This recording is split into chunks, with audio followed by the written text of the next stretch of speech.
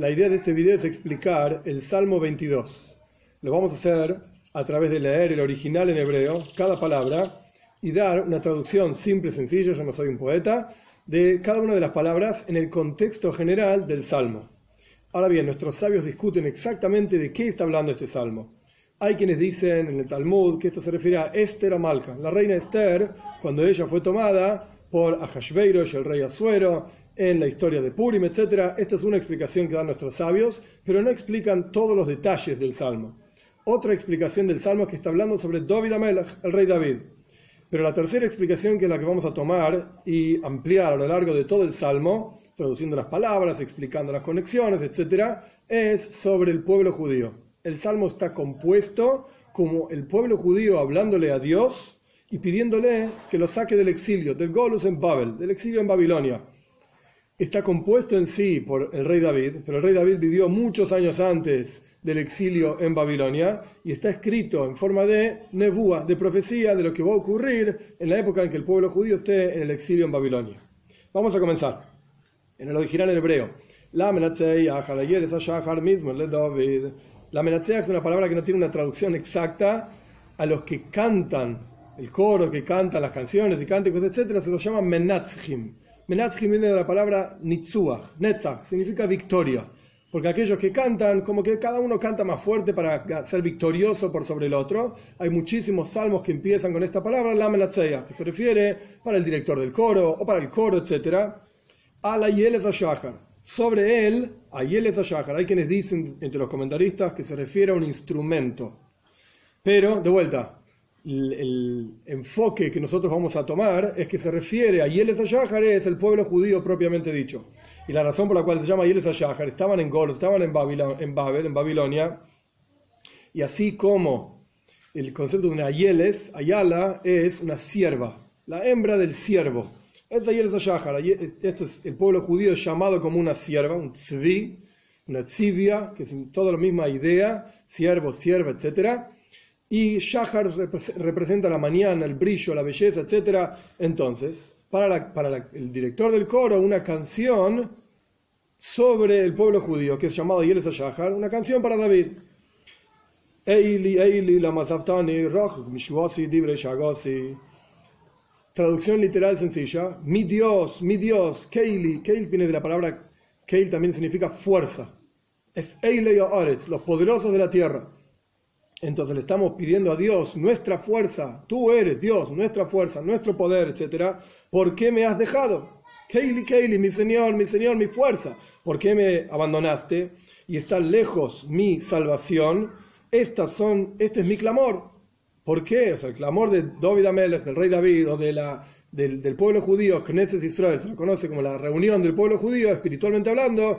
¿Por qué me abandonaste? Estamos de vuelta. El contexto es el cántico del rey David en favor, digamos, del pueblo judío en exilio en Babilonia, sufriendo el exilio en Babilonia. ¿Por qué me abandonaste? Y está lejos mi Yeshua, mi salvación. Mi Dios, mi Señor, voy a llamar durante el día y no tengo respuestas. Y a la noche no voy a quedarme en silencio, voy a continuar llamando y pidiendo la ayuda de Dios. Y tú, Dios, eres santo y estás sentado, sos eterno. Las alabanzas del pueblo judío te llegan hasta ti. Y generación tras generación, cuando el rey David pedía contra sus enemigos en las guerras, o incluso antes Shmuel Anobi, cualquier otro de los profetas, eran respondidos, se les respondía. Entonces le preguntamos, por así decir, a Dios, ¿por qué me abandonaste? En el versículo anterior, y en el próximo versículo, si sos eterno y sos santo, entonces respóndeme, contéstame, necesito de tu ayuda. En ti confiaron nuestros antepasados, nuestros padres, confiaron en ti y fueron salvados. A ti gritaron, clamaron y fueron salvados, en ti confiaron, no se avergonzaron. Y yo soy como un gusano, no soy como una persona. De vuelta, el contexto es o el rey David, o, este es el enfoque que estamos tomando, el pueblo judío como una sola persona, clamando a Dios, soy como un nada, soy como un gusano. Herpas Adam, soy como una persona vergonzosa, Bzui Am, un pueblo un pueblo totalmente despreciado. Todos aquellos que me ven se ríen de mí, se mofan de mí, abren la boca, sacuden sus cabezas, o sea, se están burlando de mí. Goil viene la palabra glal, que es girar, como que gire sobre Dios. Uno debe hacer girar sobre Dios su confianza, o sea, confiar en Dios, y Él lo va a salvar. Y Atzileyu lo va a salvar porque desea a Él. Aquí hay dos explicaciones: o que la persona, el pueblo judío, desea a Dios y por eso nos vinculamos con Él y Él nos va a salvar, o que Dios desea a la persona, Dios desea a la persona y por eso la va a salvar. Versículo 10: porque tú me echaste, me sacaste del vientre, me hiciste confiar en los senos de mi madre, me nutriste desde que soy pequeño. 11: en ti eché, o tú me echaste, mejor dicho, del vientre, mismo concepto que antes, simplemente poético, desde el vientre de mi madre, tú eres mi Dios, mi fuerza, mi poder. 12: no te alejes de mí, porque el sufrimiento está muy cercano a mí y no hay nadie que me ayude. 13: me rodean muchas vacas, muchas vacas, los poderosos del Bashan, las vacas grandes del Bashan, etc. Bashan es una sección cerca de la tierra de Israel, en la tierra de Israel misma. Kitruni, me rodean como una corona, rodea a la cabeza, están todos rodeándome. Los comentaristas explican que esta idea de las vacas, que son las vacas que me rodean, se refiere a Nebuchadnezzar. Nebuchadnezzar era el rey de Babilonia, que en la práctica conquista la tierra de Israel y saca al pueblo judío al exilio. Entonces aquí estamos haciendo referencia a que Nebuchadnezzar es como una vaca que está rodeándome al pueblo judío y está haciéndolo sufrir. 14: abrieron sus bocas contra mí como un león que está con sus garras y está rugiendo. Aquí ya aparece la primera referencia a un león que vamos a ver más adelante, en unos minutos. El punto es que Nebuchadnezzar está como, el rey de Babilonia está como rodeando al pueblo judío y está haciendo sufrir al pueblo judío, rugiendo contra el pueblo judío. Están muy temerosos en Babel, en Babilonia, en donde están en exilio.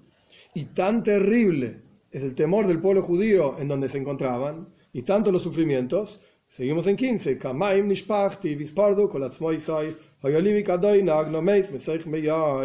como agua soy vertido y se separaron todos mis huesos y mi corazón se derrite como la cera dentro, en el interior de mis intestinos.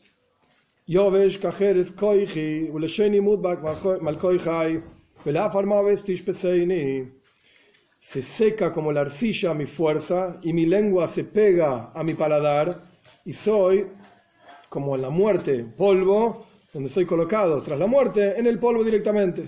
17: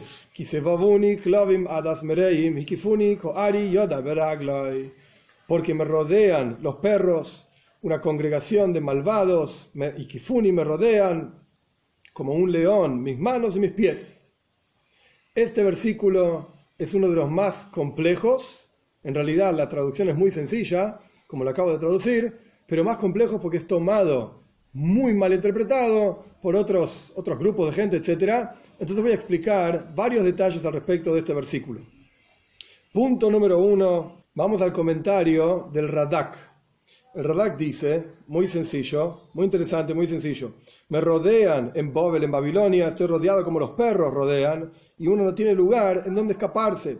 Por eso dice el ejemplo, como un león, mis manos y mis pies, porque rodean. ¿Cómo hace el león? El león rodea con su cola en el bosque a todos los animales que quiere capturar, y los animales lo ven y se ven rodeados, digamos, por el león, y por lo tanto no pueden salir y tienen tanto miedo que toman sus manos y sus pies y se quedan, digamos, acurrucados en donde están, y ahí el león los puede tomar y los puede agarrar con sus garras. De la misma manera nosotros nos sentimos en Babel, en Babilonia, rodeados por el pueblo de Nebuchadnezzar, y no podemos salir de ahí. Es como un león que está listo para tomarnos en sus garras.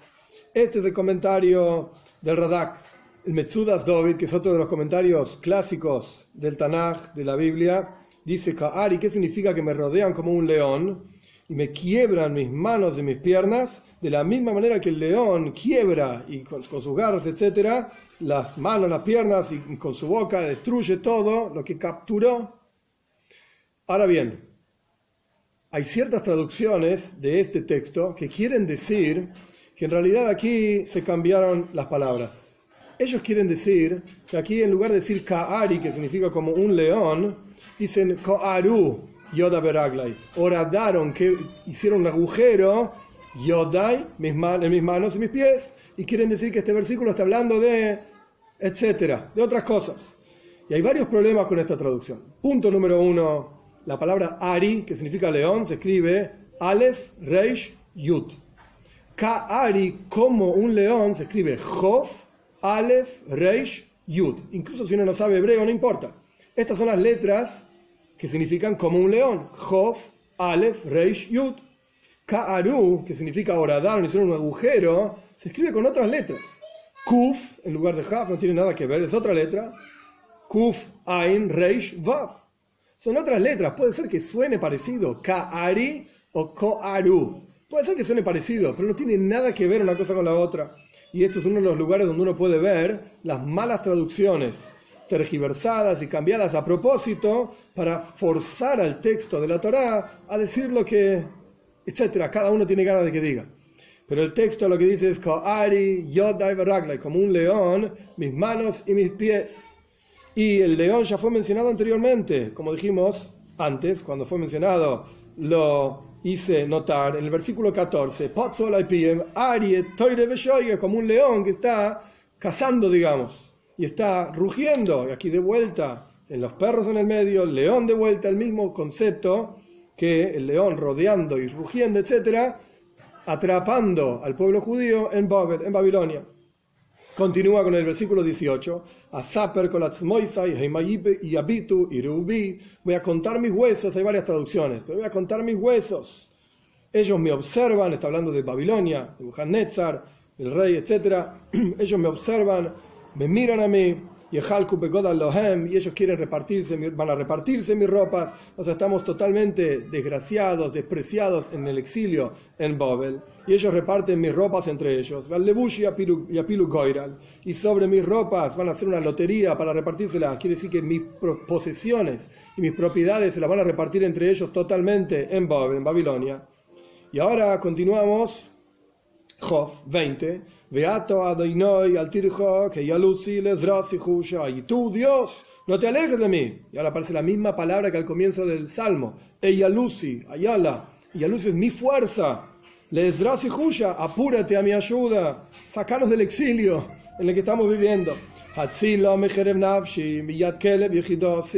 Salva de la espada mi alma, de las manos del perro a mi alma, y Ejidasi es mi alma también. Sálvame de la boca del león. Una vez más el león. Entonces, volviendo para atrás, no tiene ningún sentido que en ese versículo, en el 17, no se lea león, porque antes en el 14 dice león, después en el 22 dice león de vuelta. ¿Y por qué en el 14 en el 17, perdón, va a decir otra cosa? Está hablando del león que está rodeando al pueblo judío y simbolizando el pueblo de Babilonia, etcétera, como un león que está cazando con Z al pueblo judío. Entonces en el 22 de vuelta, sálvame de la boca del león y de los cuernos del Reimim.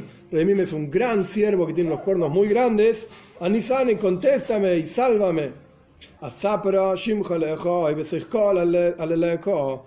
Cuando sea salvado en la práctica por Dios, porque con seguridad nos va a contestar, así como nuestros antepasados confiaron en Él, nosotros podemos confiar en Él que nos va a salvar. Voy a contarle entonces, cuando sea salvado, tu nombre a mis hermanos, y dentro de una congregación voy a alabarte, o sea, voy a ir al templo, voy a hacer ofrendas de alabanza, etc. Agradecimiento y alabanza.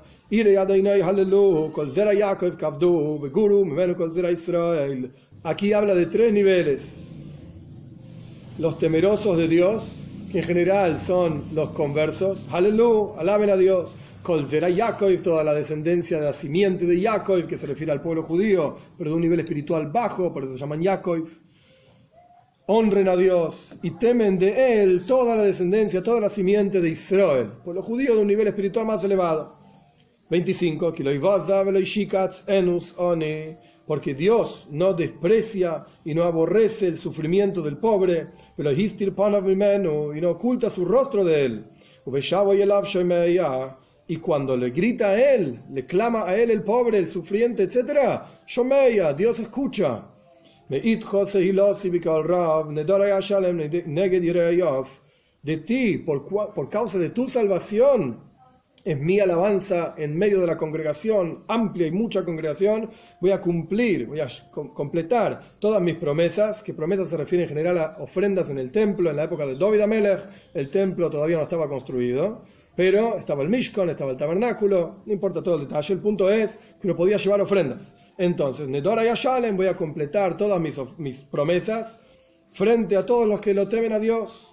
27, que van a comer de estas ofrendas que yo voy a llevar de agradecimiento a Dios, los humildes, y van a saciarse y van a alabar a Dios todos aquellos que lo buscan, y van a vivir en sus corazones por siempre. La idea de la vida en el corazón es porque cuando una persona está en exilio, en Golus, y está oprimida, su corazón está como apretado, como muerto, oprimido, etc. Entonces, por cuanto ya estamos a partir del versículo 23, ya estamos en el 27, pero a partir del versículo 23 estamos diciendo la alabanza de Dios por cuanto nos sacó de exilio, entonces nuestro corazón va a vivir eternamente porque salimos del exilio. 28. Izkeru v'yoshuvu el Adonai kolav seyoretz v'shtachu levanecha kol mishpechois goyim, que lo mencionen y lo recuerden en todo sufrimiento. Debemos recordar en el exilio la salvación de Dios, y vamos a retornar hacia Dios todos los confines de la tierra, y van a arrodillarse frente a Él, prosternarse frente a Él todas las familias de todos los pueblos. Porque para Dios es el reinado y el gobierno sobre todas las naciones del mundo.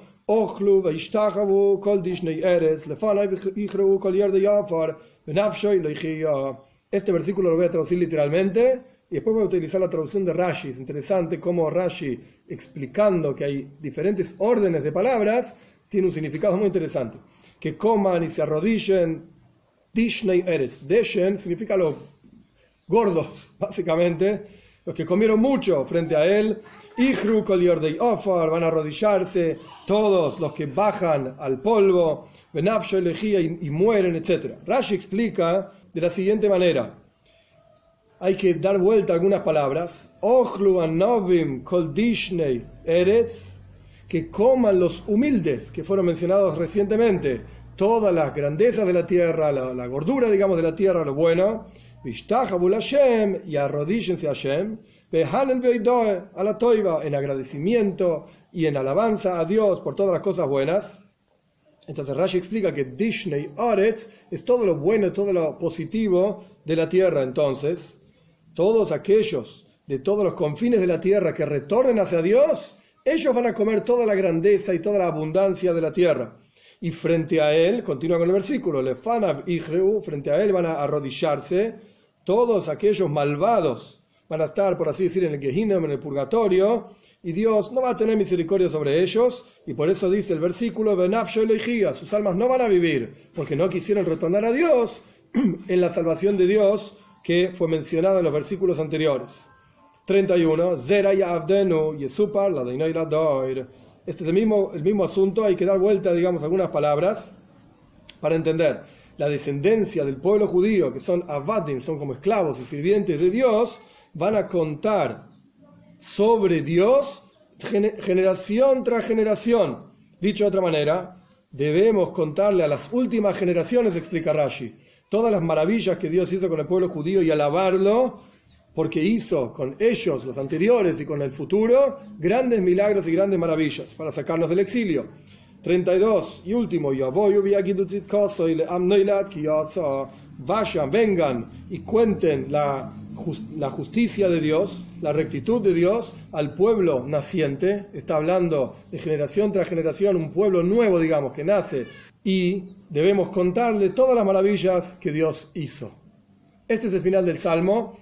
Simplemente resumiendo, está hablando de David Amelech, del rey David. De vuelta, nuestros sabios explican algunos asuntos sobre Esther Amalca, la reina Esther, pero el salmo en sí está hablando del rey David, o está hablando del pueblo judío en exilio en Babilonia. Que sea el mérito de cada uno de nosotros que podamos leer, entender y disfrutar, apreciar cada una de las palabras de los Tehilim, de los salmos, y como el tercer Rebbe de Chabad, el Tzemach Tzedek, decía, que si uno supiese el lío tremendo que hay en el cielo, porque un Yehudí está aquí abajo leyendo salmos, estaríamos todo el día leyendo salmos.